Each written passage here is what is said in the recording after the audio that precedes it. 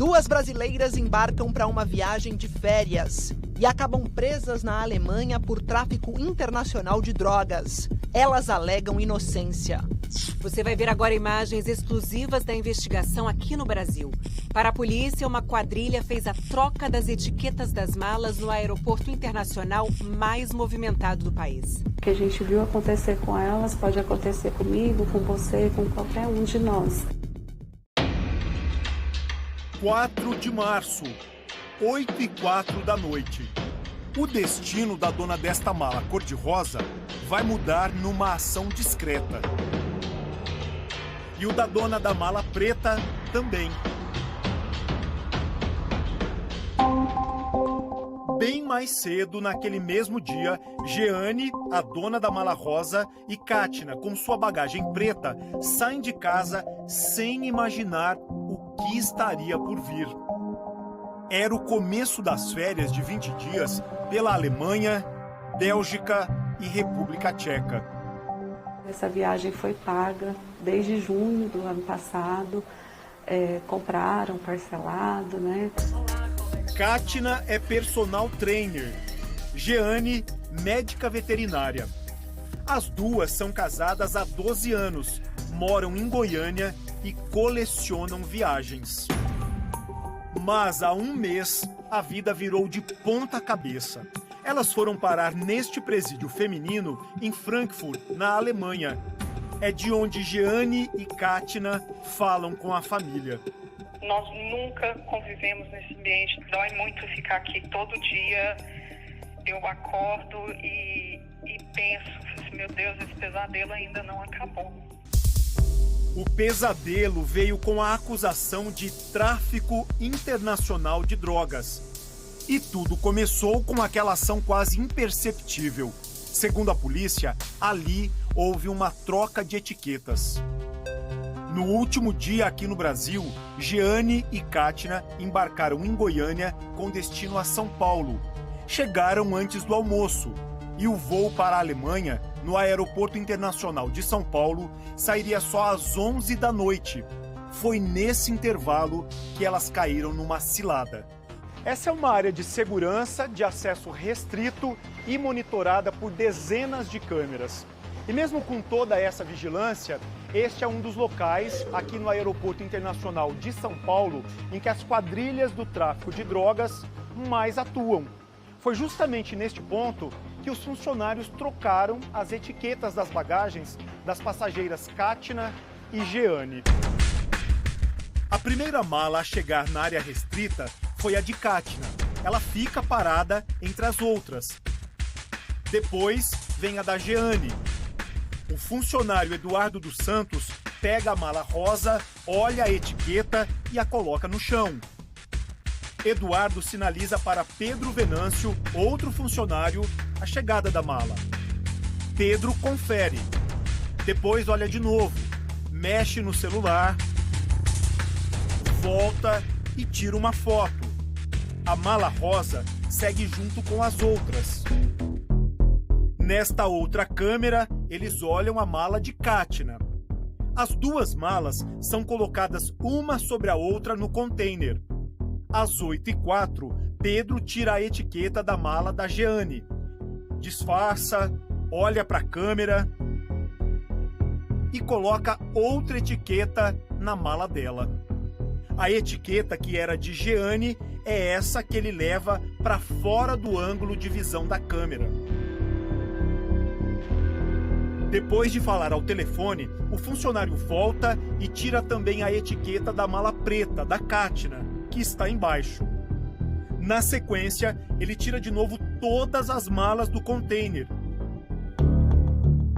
Enquanto isso, lá na entrada do aeroporto, essas duas mulheres, ainda não identificadas pela polícia, chegam com duas malas. São 8h27 da noite. Segundo a polícia, elas estão recheadas de cocaína. No saguão, uma delas se comunica pelo celular. Imediatamente, a funcionária de uma companhia aérea, que está sentada em um dos guichês ao lado, se levanta e faz um sinal com a cabeça. As duas supostas passageiras seguem até ela.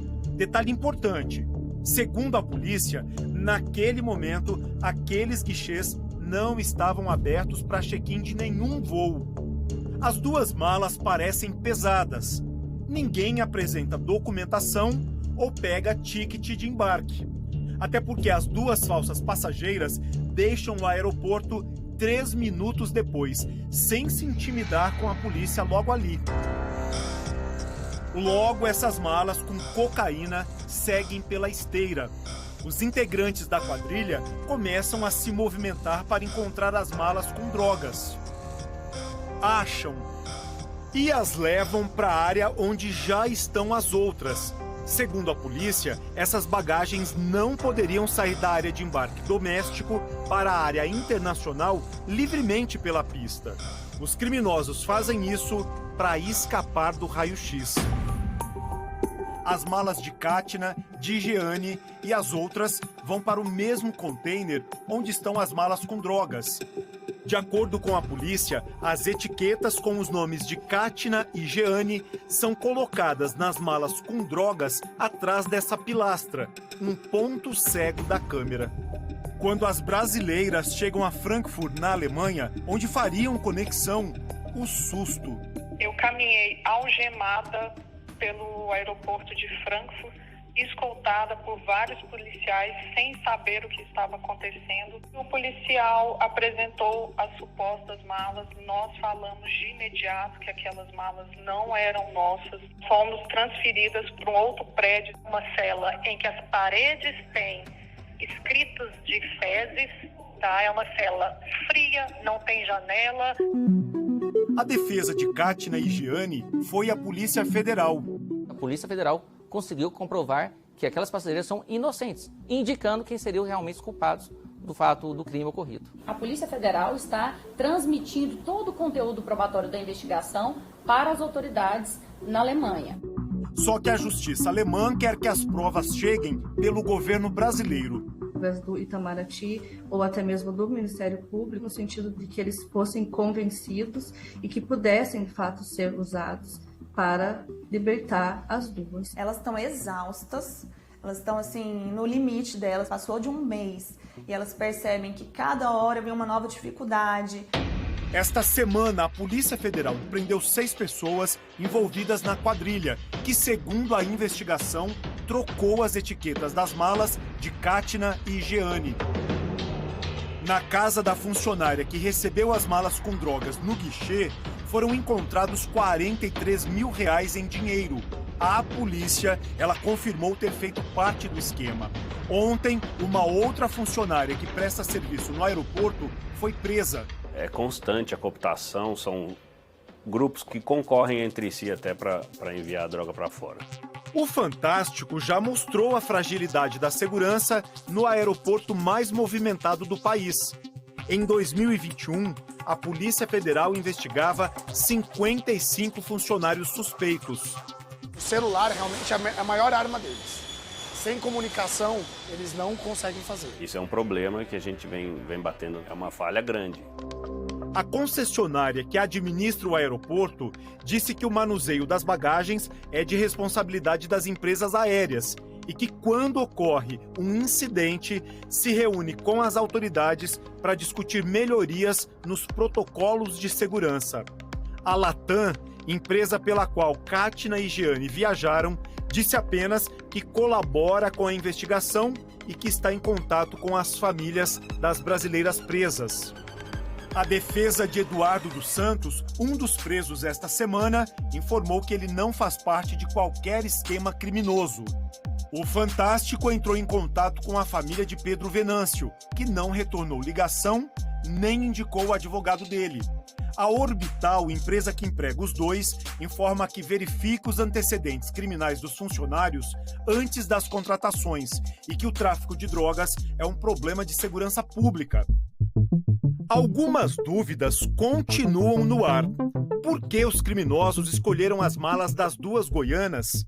Em depoimento, nenhum dos integrantes da quadrilha revelou como isso foi definido. A polícia investiga se há um braço da organização criminosa em Goiânia. Onde foram parar as malas originais despachadas pelas passageiras? E quem, lá na Alemanha, estaria esperando as bagagens com as drogas.